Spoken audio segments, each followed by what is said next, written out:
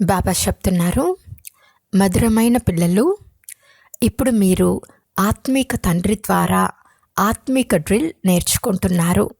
ఈ డ్రిల్ ద్వారానే మీరు ముక్తిధామమైన శాంతిధామంలోకి వెళ్ళిపోతారు.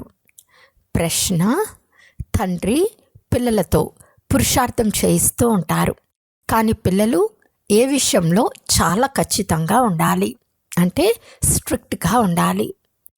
జవాబు: పాత ప్రపంచానికి అగ్గి అంటుకునే ముందు తయారుగా ఉండాలి. స్వయాన్ని ఆత్మగా భావించి తండ్రి స్మృతిలో ఉండి తండ్రి నుండి పూర్తిగా వారసత్వం తీసుకోవటంలో చాలా స్ట్రిక్ట్గా ఉండాలి. పాస్ అవ్వకుండా ఉండరాదు.